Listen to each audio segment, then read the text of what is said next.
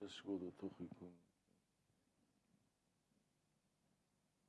Olá, muito boa tarde a todos. Muito boa tarde àqueles que estão aqui presencialmente e também àqueles que estão a acompanhar esta sessão de apresentação online.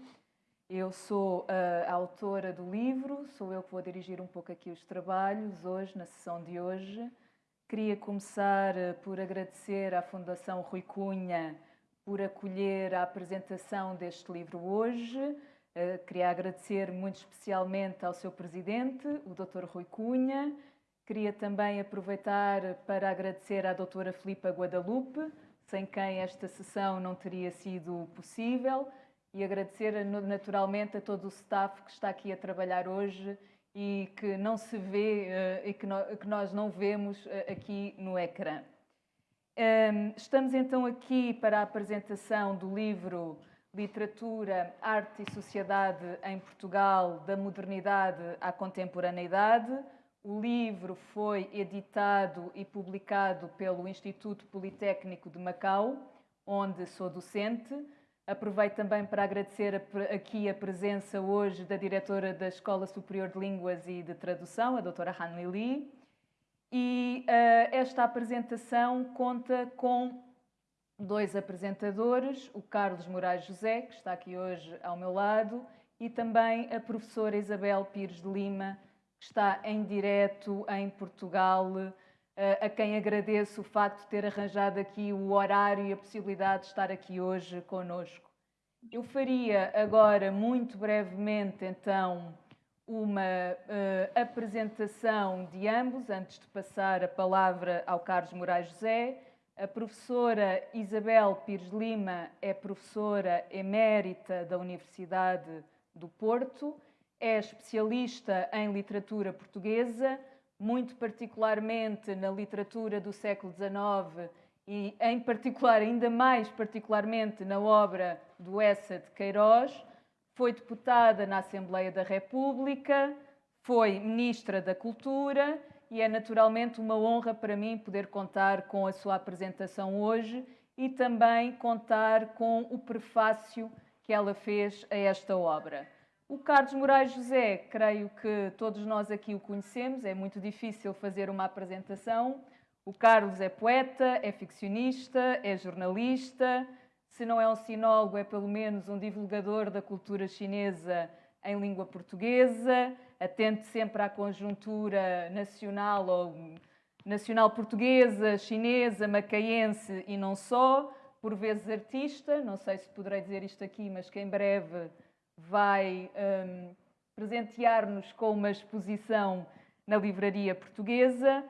E ainda que tenham havido algumas peripécias antes da apresentação de hoje, é um prazer imenso e uma alegria poder contar aqui com a presença do Carlos.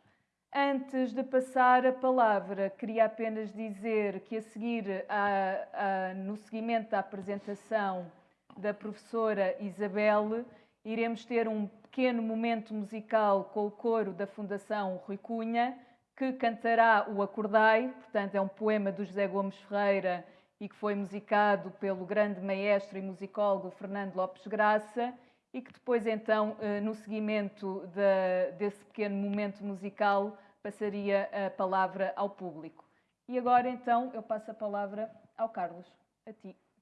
Obrigado. Boa tarde a todos.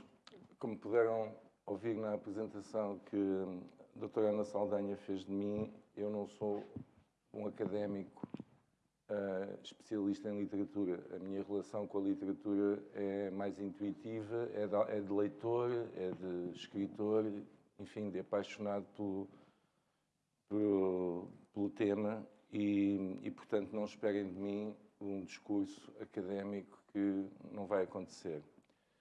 Contudo, e falando da Academia e da Literatura e deste livro, este livro tem coisas que não é. Ora, para começar, portanto, e o que acontece normalmente quando falamos de história da literatura ou quando falamos de saberes académicos é que há uma tendência na academia para cada saber se fechar em si mesmo, ou seja, criar, digamos que um mundo próprio, autorreferenciado, com muita dificuldade em sair dele mesmo. Portanto, esses saberes autónomos, essas disciplinas que se formam na academia, como por exemplo a história da literatura, são no fundo, de algum modo, são uma justificação da própria academia, dos programas, das disciplinas, etc. E, portanto, rapidamente se resvala para uma diacronia desse mesmo saber como um processo independente, como se cada disciplina fosse independente das outras, ou como se fosse possível estabelecer um corte, uma ruptura com o conjunto da evolução política, social e mesmo intelectual da época em que esse discurso é produzido. Portanto, isto passa-se com a história, passa-se com a sociologia, passa-se com a antropologia menos, já explicarei porquê, mas passa-se também, sobretudo, com a história da literatura. E na história da literatura, esse fechamento, em geral, significa que há uma estetização, ou seja, é um fechamento da obra literária em si mesma, tentar explicar a obra literária por si mesma e, às vezes, até uma mitificação do autor, como se o autor fosse quase um deus que vem do céu à terra e não tem quase relação nenhuma com aquilo que o rodeia e nasce de uma couve, por geração espontânea, e muitas vezes a história da literatura tenta explicar as obras, tenta explicar os autores nesta perspectiva.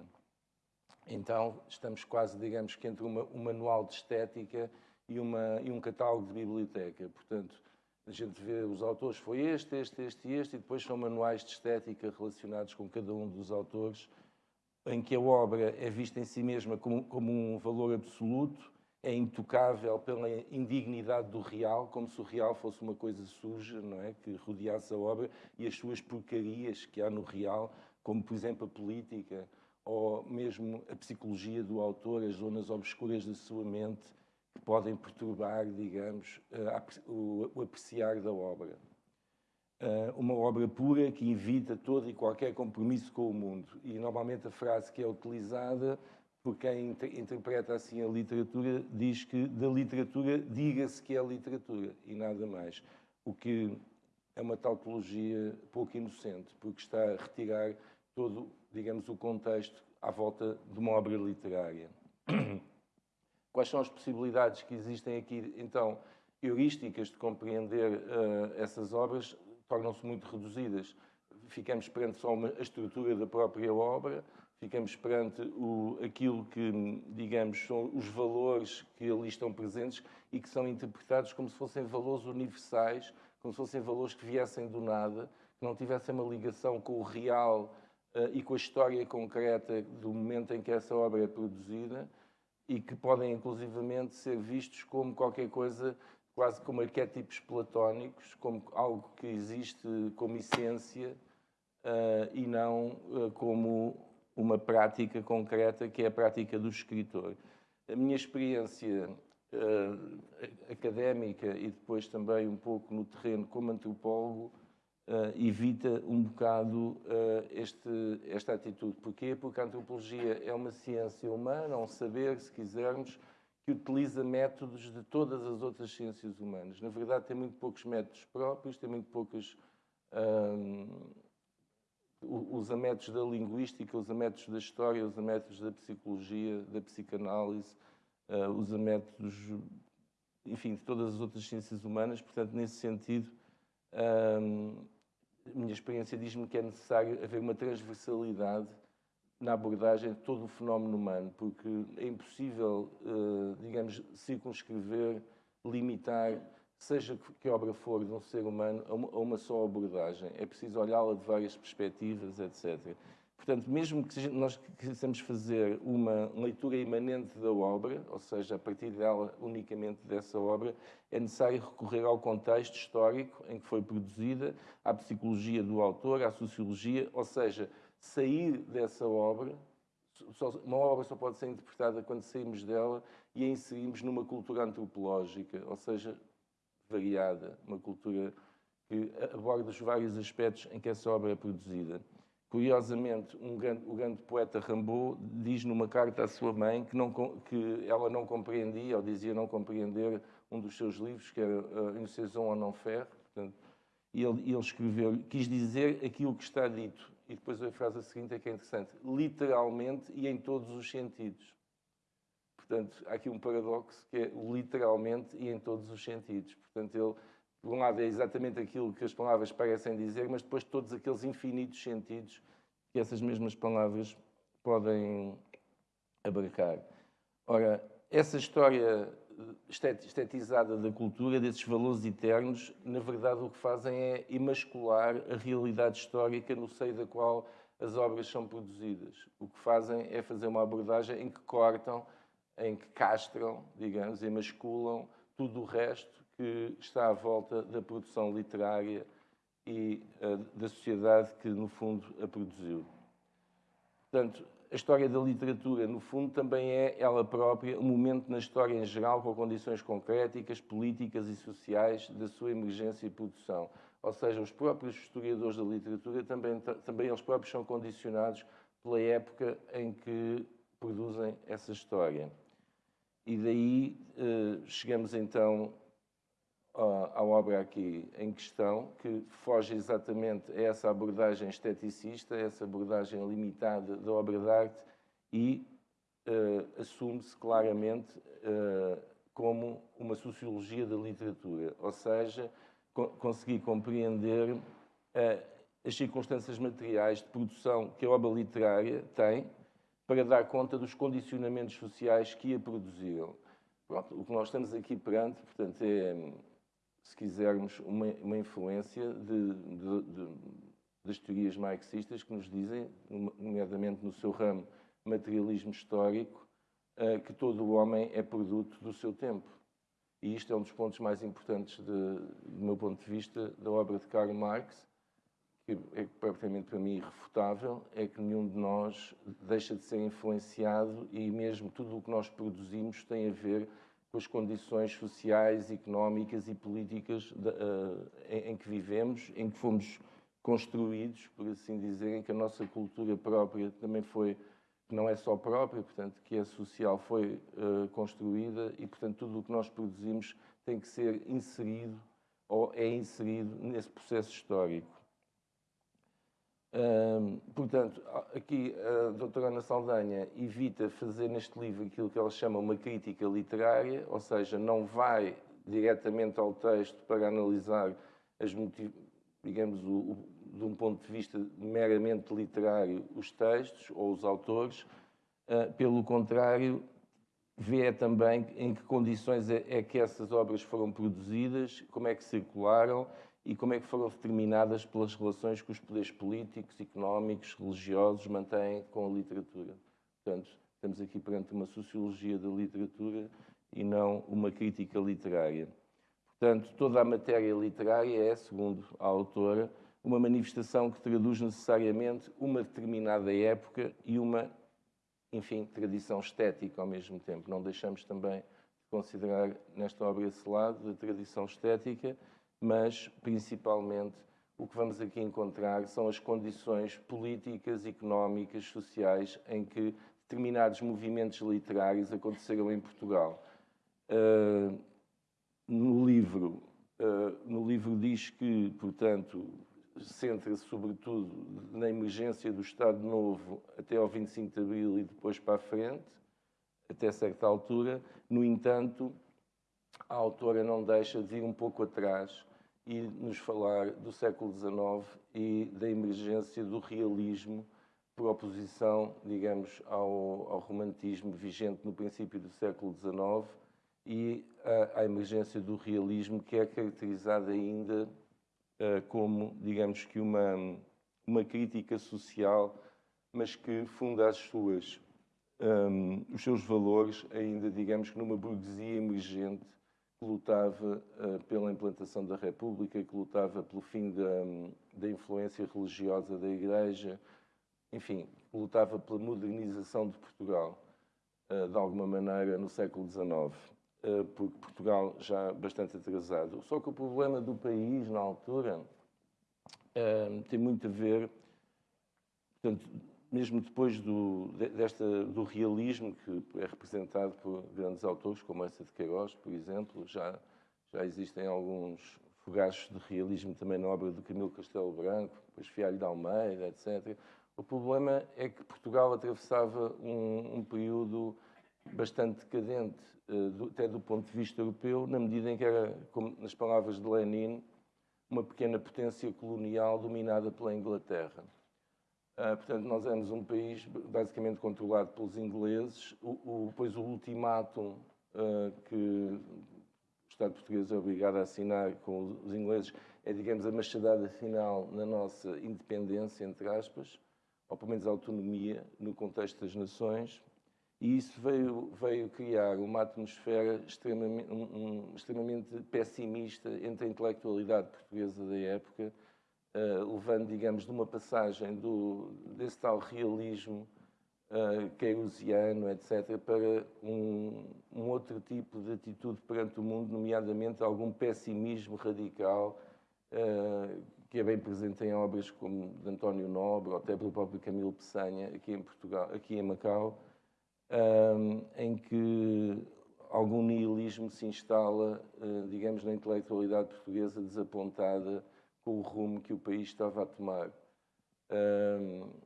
E eu, por acaso, sou particularmente apreciador dessa fase da nossa literatura, por uma questão, talvez, de temperamento, e na verdade, o país nunca mais, de algum modo, deixou de ter essa dependência externa e essa subserviência aos poderes externos que nessa altura foi engendrada.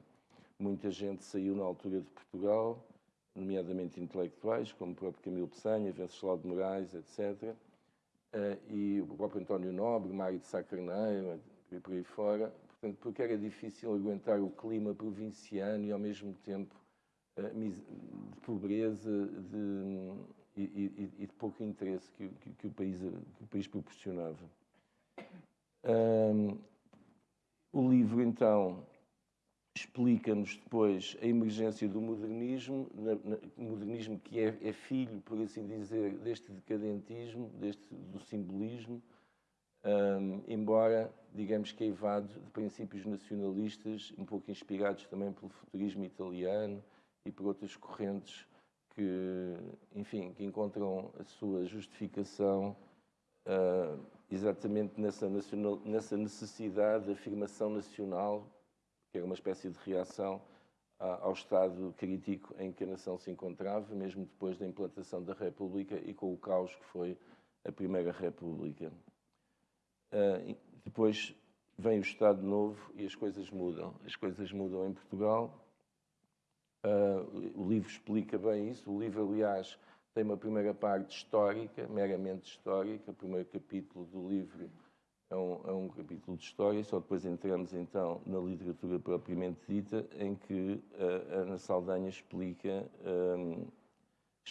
o surgimento do modernismo e depois como é que é curioso ver que a literatura portuguesa pré-fascismo é uma literatura sem esperança, de alguma maneira, é uma literatura de gente desanimada, é uma literatura de exilados. E depois, quer dizer, em condições muito mais adversas, em condições de repressão, de censura, etc., surge uma corrente, há uma reação e surge então o chamado neorrealismo. O neorrealismo que é uma reação exatamente a esse estado de coisas de repressão e de censura, etc. E também de pobreza extrema em que o regime de Salazar mergulhou o país. E não só de pobreza económica, mas sobretudo também de indigência cultural. Portanto, como sabem, o fascismo entendia que quanto menos cultura tivesse um povo, mais feliz ele era. Portanto, tudo era feito para que o analfabetismo fosse endémico, como foi até ao 25 de Abril, para a nossa vergonha como país. Portanto, isso motivou, então, juntamente com fenómenos internacionais que se passaram entretanto, como a ascensão de países como a União Soviética, etc., em que outro tipo de regimes foram implementados e que fizeram as pessoas sonhar com um mundo mais justo, com um mundo em que fosse possível uma transformação da sociedade, embora isso não tenha vindo a acontecer, mas pelo menos havia esse sonho, havia essa utopia E o neorrealismo surge no sentido de quê? No sentido de já não era uma descrição do povo, digamos, já não era... O escritor neorrealista não queria só unicamente falar das condições populares, não sei o quê, é que ele era, digamos que, uma voz interior dentro do povo. É como se fosse o povo a falar, embora pudesse falar de qualquer assunto, de qualquer tema, não tinha que falar exatamente só, digamos, da vida dos operários ou da vida dos camponeses, embora isso tenha acontecido em vários autores na época, mas quer dizer, o objetivo principal do neorrealismo, como podem ver depois no livro, que está muito bem explicado, nomeadamente por um texto de Mário Dionísio, era, digamos, a participação no seio do povo e não propriamente a descrição da vida do povo. E esta era a diferença em relação ao realismo anterior do século XIX, em que o autor estaria com algum distanciamento em relação às classes populares, enquanto burguês, portanto, que via as coisas, digamos, a alguma distância e descrevia-as até com acuidade, e descrevia-as, mas não estava lá dentro, estava fora. E aqui estamos a ver uma perspectiva diferente. O livro depois aborda outros aspectos da literatura que, entretanto, foram surgindo também em Portugal, com 20 anos de atraso, como o surrealismo, por exemplo, etc. Mas a parte que eu penso que é necessário destacar é o que é depois o 25 de Abril, portanto, o advento da Revolução, o fim da censura, a capacidade, a possibilidade, então, de expressão livre das ideias e dos sonhos e das opiniões e etc. Portanto, embora se diz que houve pouca produção literária nos primeiros 3 anos pós 25 de Abril, portanto, de 74 a 77 não terá havido grande produção literária, mas o que acontece depois é a emergência de alguns aspectos, nomeadamente o quê? Em primeiro lugar, as chamadas representações da Revolução, ou seja, na literatura começam a aparecer as representações da Revolução. E as primeiras, digamos, que exprimem aquilo que se passou realmente no terreno, que é do sonho, isto agora é a minha opinião, do sonho à apatia, ou seja, com o 25 de Abril o povo português mergulha talvez num sonho que é possível construir uma sociedade melhor, que é possível haver justiça, que é possível, isto independentemente, digamos, daqueles aspectos como a liberdade de expressão, etc., que isso felizmente ainda não perdemos, mas digamos que o sonho de uma sociedade justa e até de uma democracia popular que vem a ser exterminado com o 25 de novembro. Portanto, passamos da possibilidade de uma democracia popular para aquilo que nós temos hoje, que é uma democracia burguesa, eleitoral, em que tem características diferentes, digamos, da democracia popular que se sonhava entre o 1º de maio, ou seja, o 1º de maio de 74, em que é aí que realmente, do meu ponto de vista, se dá a revolução. Até aí tinha sido um golpe de Estado. Eu comparo muitas vezes o 25 de Abril com a Revolução de 1383, que era para ser também um golpe de Estado, mas o povo veio para a rua, segundo Fernão Lopes e outros autores, e obrigou quase a uma mudança de regime. E a mesma coisa passou-se talvez no 25 de Abril, que começou por ser um golpe militar indefinido, não se sabia bem o que é que ia sair dali, e de repente no 1º de maio há uma invasão das ruas pela população. As pessoas vêm para a rua e exigem direitos, exigem uma revolução, exigem que as coisas realmente mudem. E mudaram. E de facto mudaram, e todos os direitos que hoje nós usufruímos, fundamentais, foram conquistados exatamente nesse período que medeia entre o 25 de Abril e o 25 de Novembro. As pessoas podem não se lembrar, porque a memória muitas vezes é curta, mas o direito às férias, o direito a um salário igual, um direito a uma série de regalias para os trabalhadores, tudo isso foi conquistado nesse período. E a partir daí, digamos que assistimos a uma diminuição desses direitos. Portanto, este livro fala então da emergência depois da literatura pós 25 de Abril e dá também, sublinha também outra coisa que é importante, que é o advento das mulheres na literatura com uma força até aí não conhecida em Portugal. Ou seja, o aparecimento de uma série de escritoras. Se nós formos ver para o passado, temos 3 ou 4 nomes em 2 séculos, ou 3. E depois, de repente, há uma erupção de mulheres a escrever e a publicar. Portanto, vocês também não sei se sabem que antes do 25 de Abril, em Portugal, era um pouco difícil, sobretudo nos meios rurais, as mulheres terem direito à educação. Não o tinham, por aí simplesmente. Faziam a 3ª classe, nem sequer faziam a 4ª classe. E depois, para fazerem a 4ª classe, já era um problema. E mesmo para fazer a 3ª classe, já muitas vezes eram acusadas de mas porquê é que tu queres aprender a ler e a escrever? Deve ser para escrever cartas aos homens, não? Portanto, para não teres um comportamento decente. Era assim que se dizia nas aldeias. Eu assisti a isto ainda.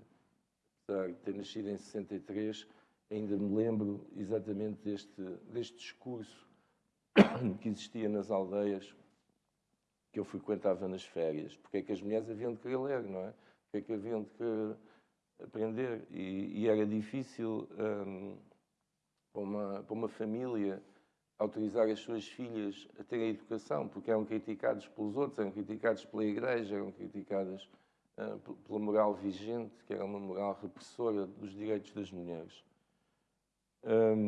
E, portanto, e também, desse ponto de vista, e isto é referido no livro, é a emergência da literatura feminina, que também é um ponto importante e que tem a ver com este pós-25 de Abril.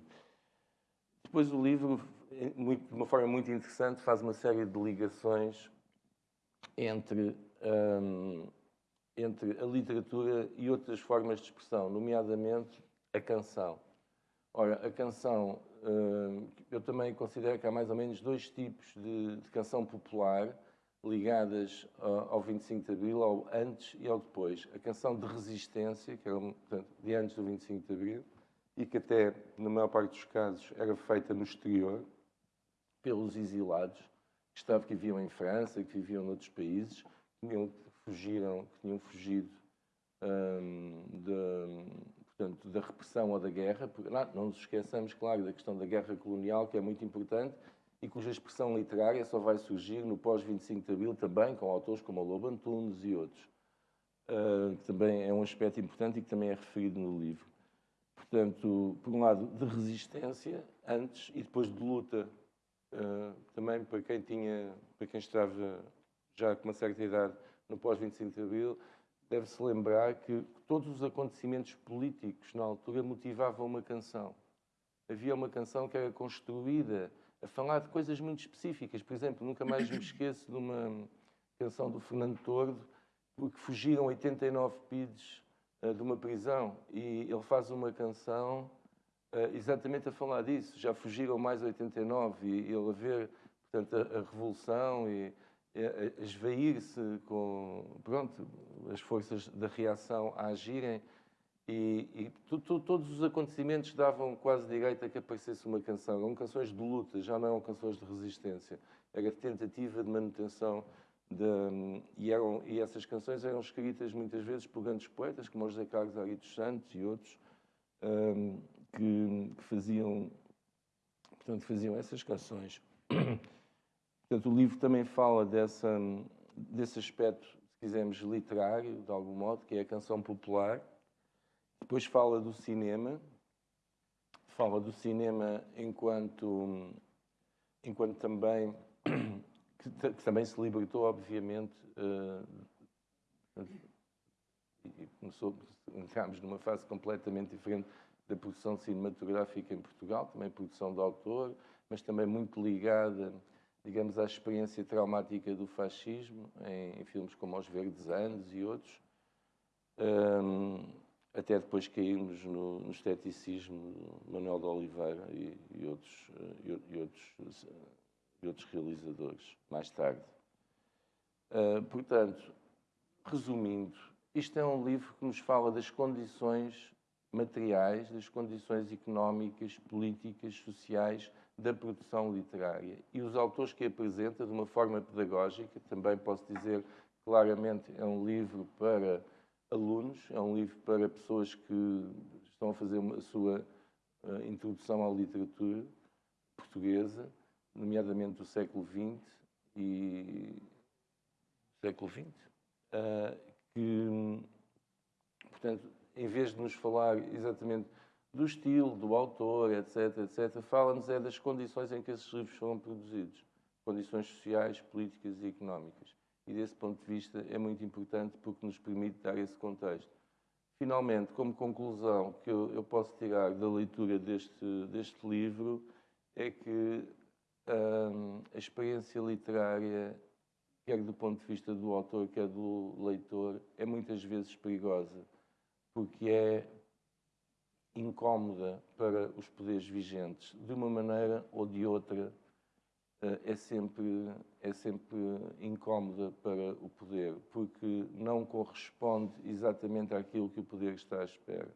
Não corresponde àquilo que aqueles que detêm os meios de produção, que aqueles que hoje em dia já é um pouco diferente, mas não é isso que essas pessoas estão à espera que seja produzido em termos de literatura. E a literatura é sempre uma experiência perigosa. E porquê? Porque se funda exatamente no contexto social, político e económico no qual o autor nasceu e que depois e que a produz. Se quisermos, há quem diga que não há um autor, que há um grande texto que é escrito continuamente desde o princípio da humanidade por vários autores, mas que toda a literatura não passa de um grande texto. Eu gosto desta ideia borgesiana, de alguma maneira, de Jorge Luís Borges, que o autor, digamos que não passa de um veículo através do qual o texto é escrito continuamente e reescrito e repetido, mas sempre diferente. Temos aqui a ideia da repetição na diferença. E é isso que talvez seja o que nos fascina sempre na literatura, é quando nós... Porque o verdadeiro... A literatura é para os leitores. A literatura, perdoem-me os professores e os críticos, mas a literatura é para aqueles que a amam e isso são os leitores. Os leitores que se identificam com ela, que se identificam com as palavras. E esse amor é algo que é inultrapassável por qualquer poder e daí, digamos que a força da literatura e a necessidade da sua existência e a sua irrefutabilidade. Muito obrigado.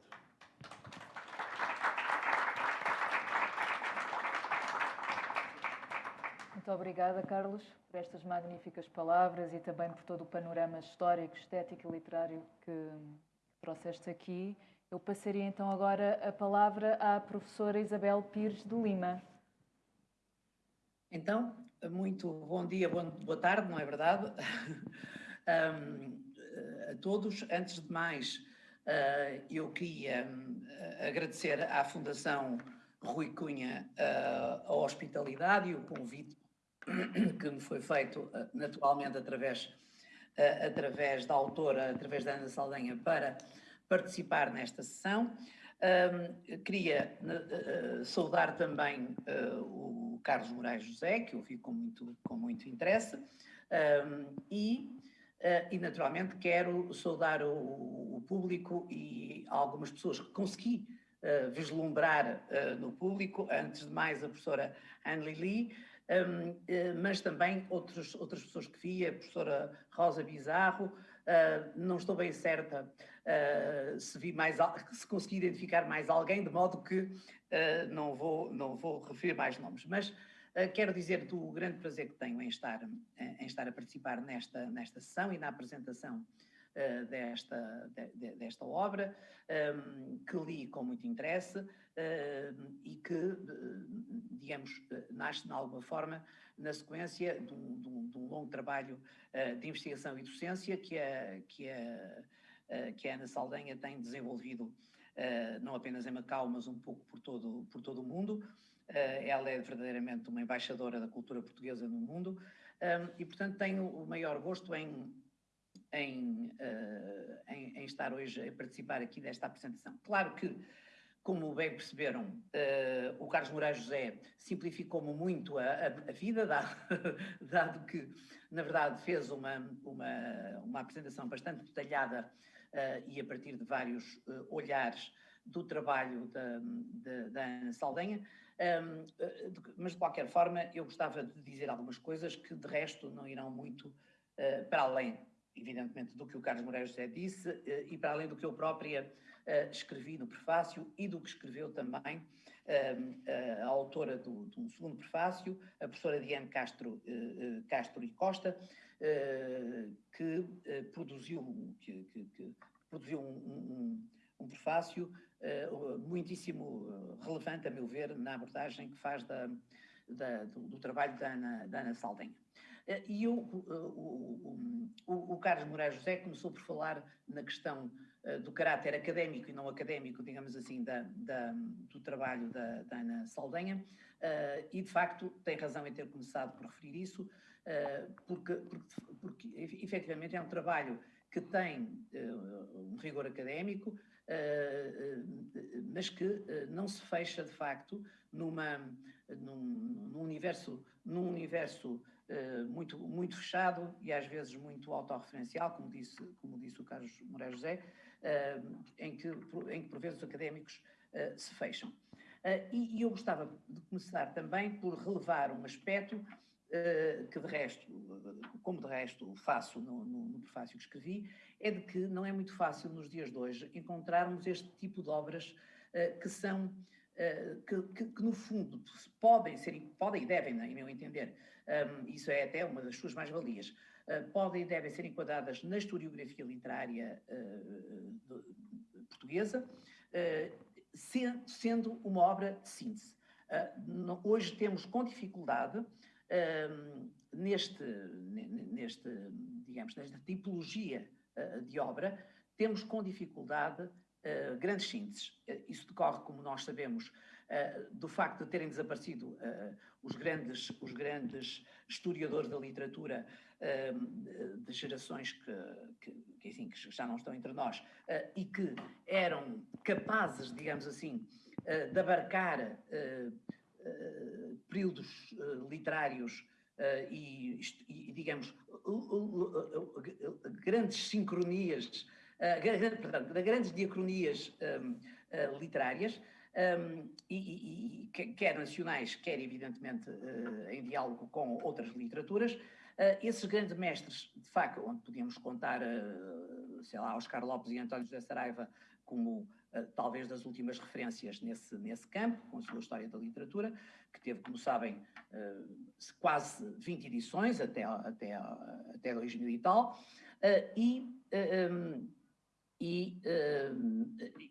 portanto, nas gerações mais novas, com o afunilamento que houve da especialização para o bem e para o mal, hoje estou mais em crer que para o mal, mas com esse afunilamento de especialização, e eu digo isto à vontade, foi o meu próprio caso, não é? Que no fundo centrei a minha atividade praticamente toda na literatura do século XIX e XX, e XXI também, já, claro, mas, digamos, são poucas as exceções que permitem dizer que ainda há estas obras de grande síntese. É o caso desta obra da Ana Saldanha e é o caso de uma outra obra produzida também no âmbito ou como iniciativa do IPM, que é o trabalho de elevadíssima qualidade de José Carlos Seabra Peira, que, como sabem, produziu uma obra chamada As Literaturas de Língua Portuguesa, das origens aos nossos dias.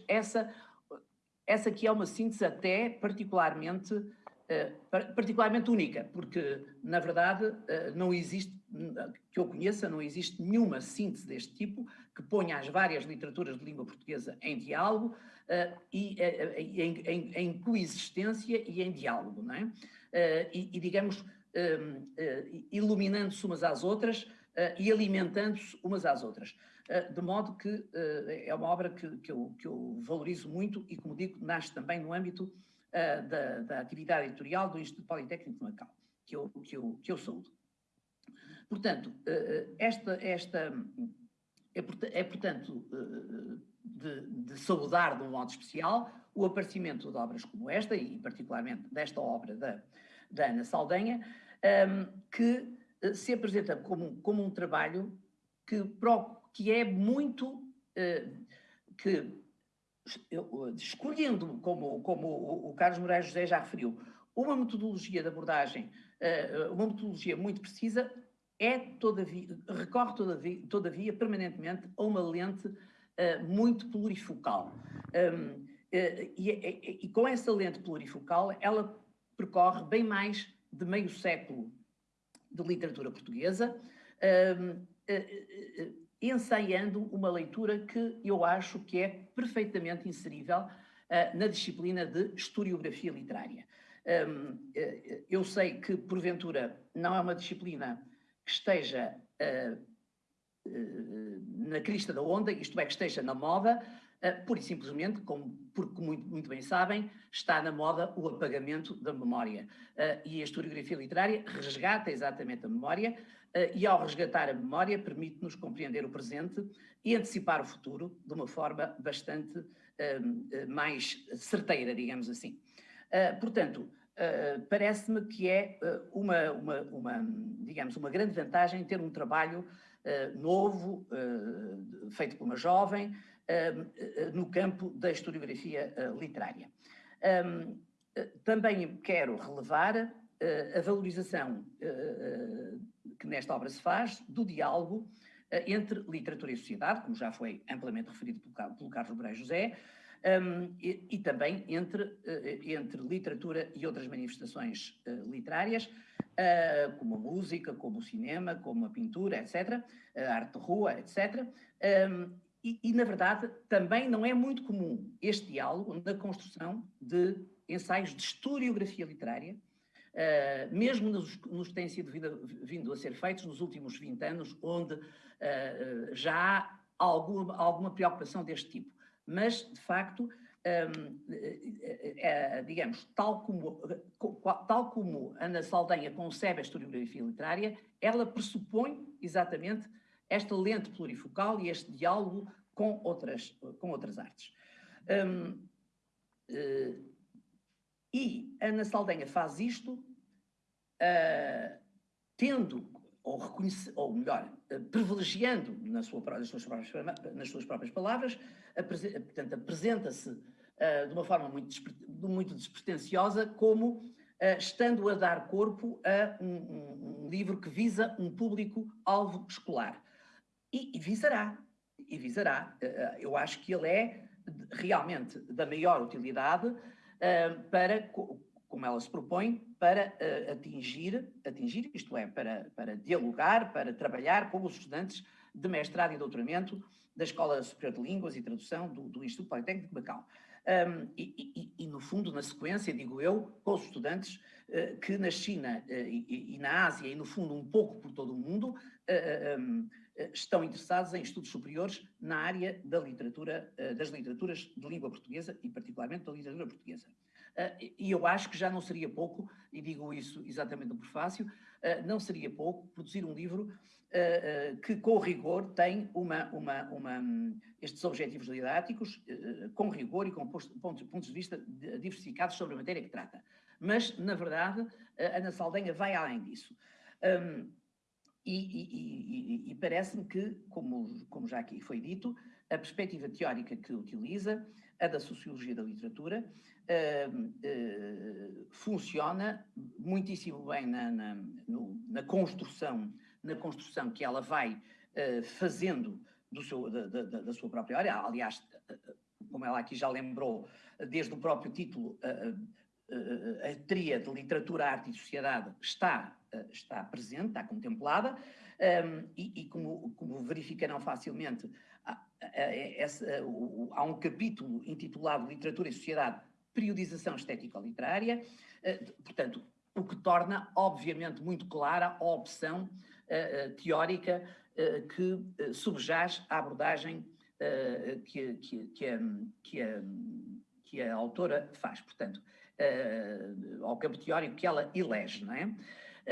Portanto, há, de facto, permanentemente uma atenção especial ao enquadramento social, no seio do qual as obras literárias veem a luz do dia, como é próprio da sociologia da literatura, e isso, de algum modo, justifica a grande importância dada ao capítulo 1, que foi detalhadamente referido pelo Carlos Moraes José, portanto não vou repetir o que aqui foi dito, e que, de facto, ajuda muitíssimo à sustentação do exercício de periodização estético-literária que Ana Saldanha faz no segundo capítulo da obra, não é? Em que ela, na verdade, faz um exercício, com muitos aspectos inovadores, faz um exercício de periodização literária.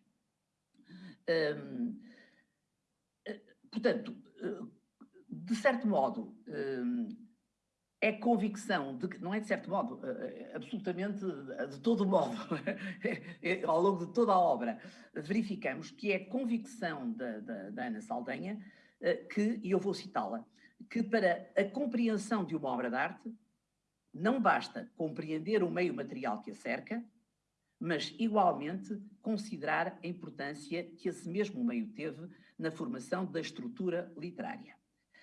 Ora, é de algum modo aquilo que Ana Saldanha faz no capítulo 3, é exatamente tentar um exercício bastante arriscado e bastante inovador de reordenamento, se quiserem, de agrupamento estético-literário da produção ficcional portuguesa entre os anos 70 e os anos 80, a partir deste enfoque. E em particular, os anos posteriores à Revolução de Abril de 74 e também, dentro dessa produção, valorizando particularmente, quer dizer, valorizando também os trabalhos de autoria feminina que, como sabem, esteve em Portugal muitíssimo votada à invisibilidade e mesmo depois do 25 de Abril a alguma invisibilidade. Não consigo deixar passar este momento em que estou a referir a atenção dada pela Ana Saldanha à escrita da autoria feminina, para lembrar que a língua portuguesa está em festa, porque esta semana uma das maiores, porventura, eu diria talvez a maior poeta portuguesa, portuguesa viva, Ana Luísa Amaral, ganhou um prémio de grande prestígio no mundo ibero-americano. Estou a falar do prémio Reina Sofia de Poesia, que é um dos prémios mais relevantes mesmo na área da poesia no espaço da Ibero-América. E esse prémio só foi atribuído até hoje a três autores, para além dela, a três autores de língua portuguesa: João Cabral de Melo Neto, Sofia de Melo Breiner e Nuno Júdice. Trata-se, portanto, de um prémio que coloca Ana Luísa Amaral num patamar de divulgação, digamos, da cultura e da língua portuguesa, num espaço imenso e muitíssimo virtuoso no que à poesia diz respeito, que é a Latinoamérica. Eu não pude deixar de fazer referência a isto nesta sessão, porque estou verdadeiramente chocada com o silenciamento que a imprensa e o poder, ou os poderes em Portugal, o silenciamento a que votaram a atribuição deste prémio, que foi divulgado há 3 dias atrás, quando o jornal de referência espanhol El País coloca Ana Luísa Amaral com uma chamada na primeira página. O El País como sabem, um jornal da maior relevância no mundo ibero-americano, e dedica-lhe no interior uma página inteira, o que a mim muito me orgulha como usuária da língua portuguesa. E, portanto, não posso deixar de ficar chocada com esse silenciamento. E, mais uma vez, é um silenciamento da poesia, e é um silenciamento da literatura, do valor da literatura, do valor da poesia e, não por acaso também, é o silenciamento de uma voz feminina. Bom, dito isto, peço desculpa deste meu à parte, mas não ficaria bem com a minha consciência se eu não fizesse, se não aproveitasse este fórum para o fazer. Continuando então na referência ao trabalho da Ana Saldanha, gostava de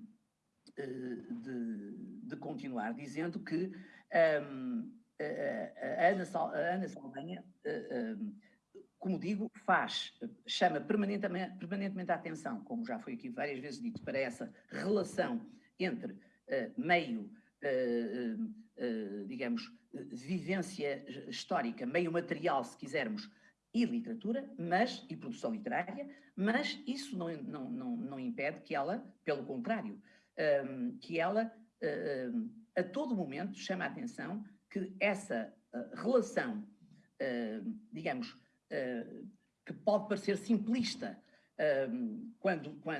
e que é muitas vezes a esse simplismo que se reduz à abordagem sociológica ou literária da obra de arte. Portanto, na verdade, essa lógica que liga meio contexto histórico e produção literária está longe de ser linear, não é, digamos, uma relação de causa e efeito, evidentemente, e a Ana Saldanha tem permanentemente a preocupação de mostrar que assim não é. Portanto, a todo momento, ela procura mostrar, e eu vou citá-la, mostrar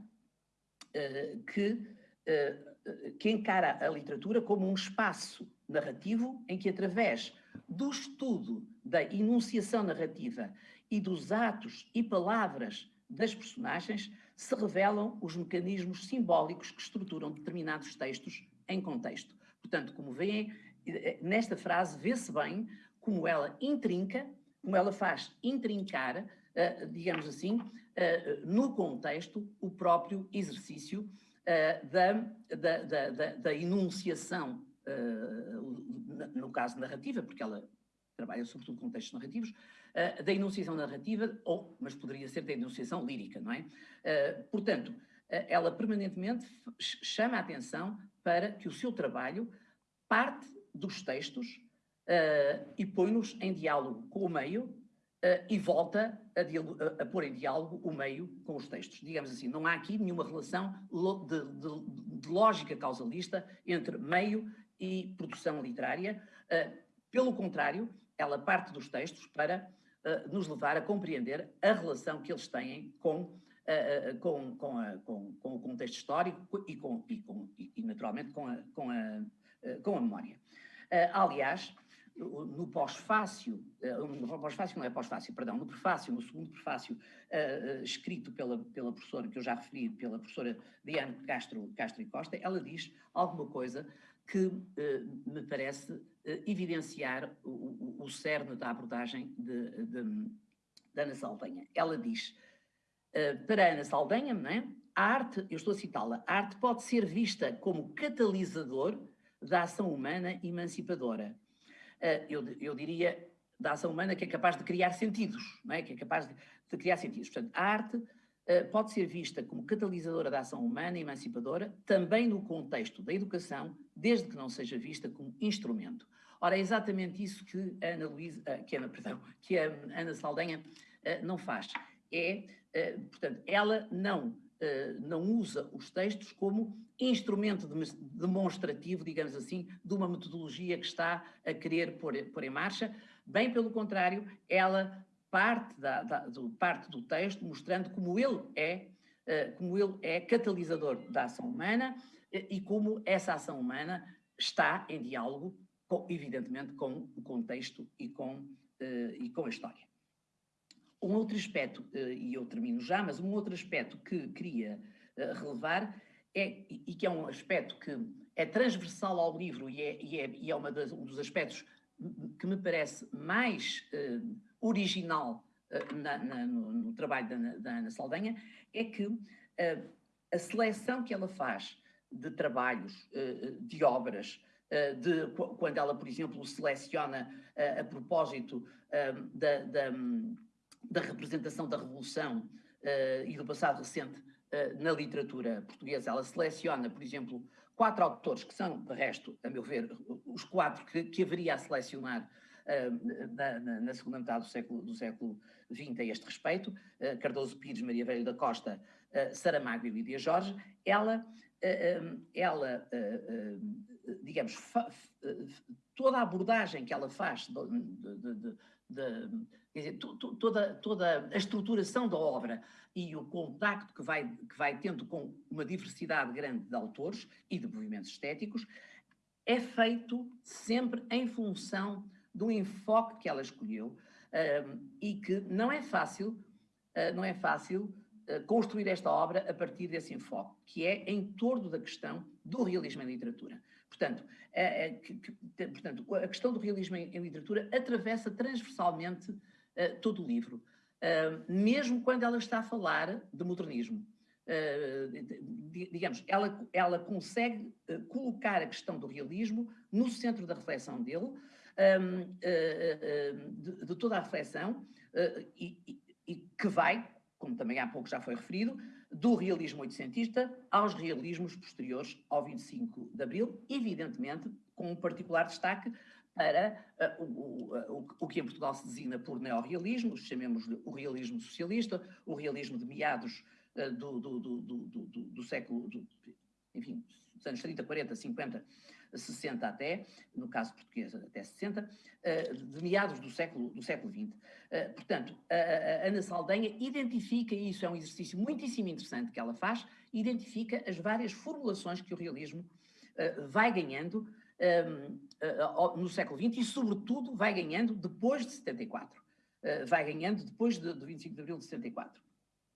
E vai identificando, o que também não é fácil, vai identificando alguns dos movimentos de ruptura nestas diversas práticas do realismo e de ruptura em relação ao neorrealismo mais canónico, digamos assim.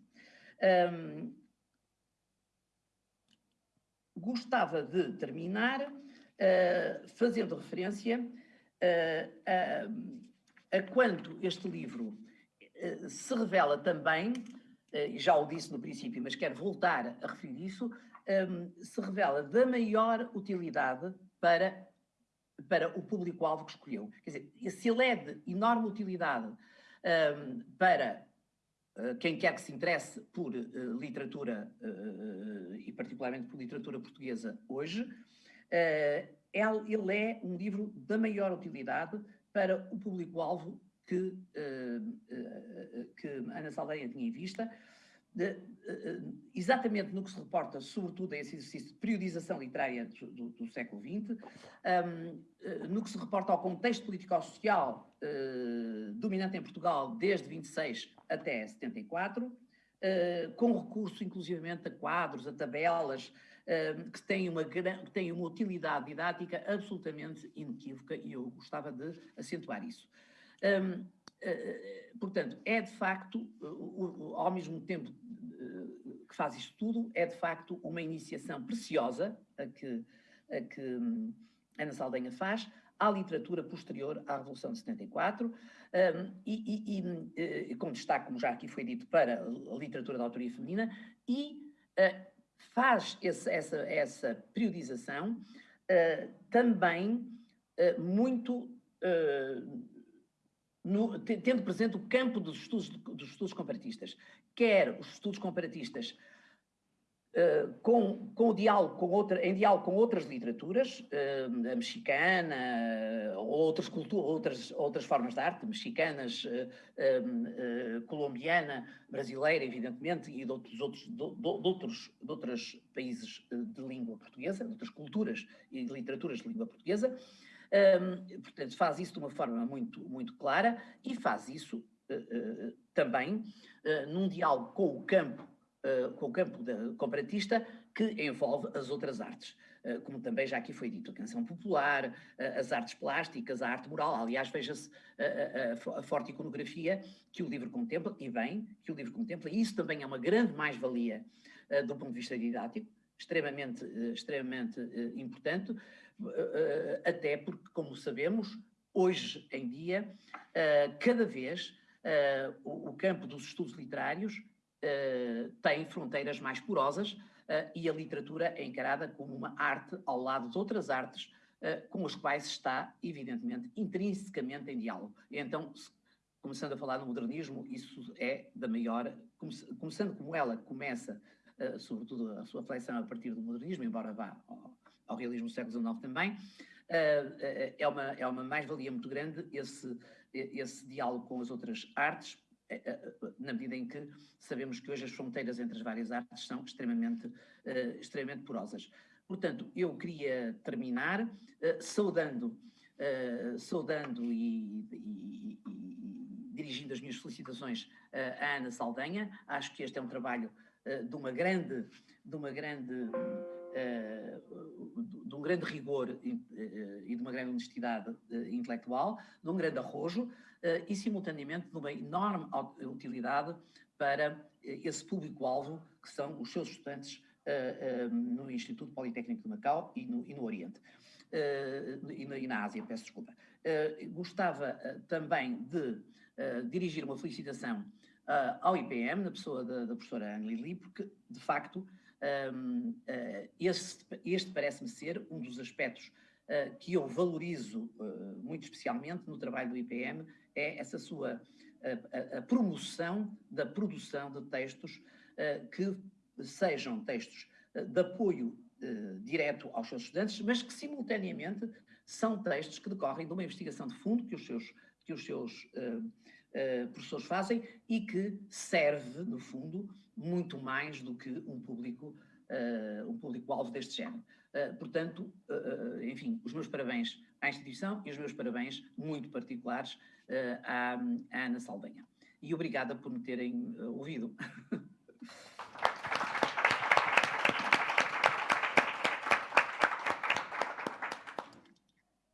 Bem, muito obrigada, Isabel. Fico assim agora um pouco sem palavras, sem saber muito bem o que dizer. Quase que pedi aqui ao Carlos para dar continuidade ao resto desta apresentação. Muito obrigada, Isabel, uma vez mais.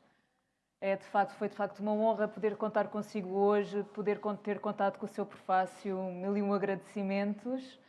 E antes de dar início a este pequeno momento musical, queria também aproveitar para agradecer quem fez a capa e quem fez o grafismo. Portanto, eu queria agradecer ao Miguel Casanova, que foi de facto quem fez a parte mais importante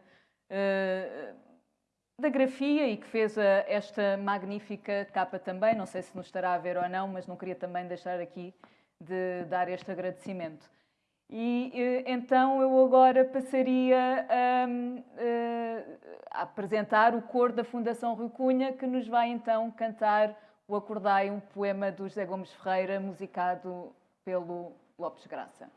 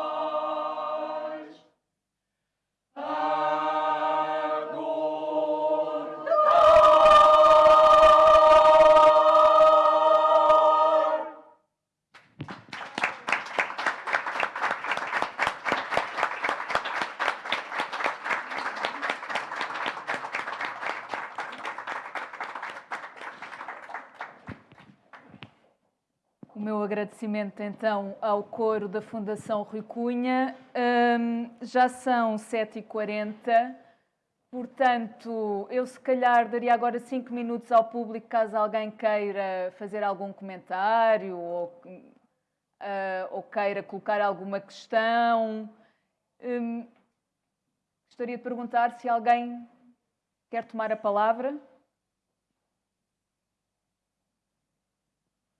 Bom, nesse caso, eu daria então por encerrada esta sessão de apresentação. Agradeço mais uma vez a todos, agradeço à Fundação Rui Cunha, agradeço à Filipa, agradeço imensamente à Isabel Pires Lima e agradeço naturalmente ao Carlos, que esteve aqui hoje. Muito obrigada a todos.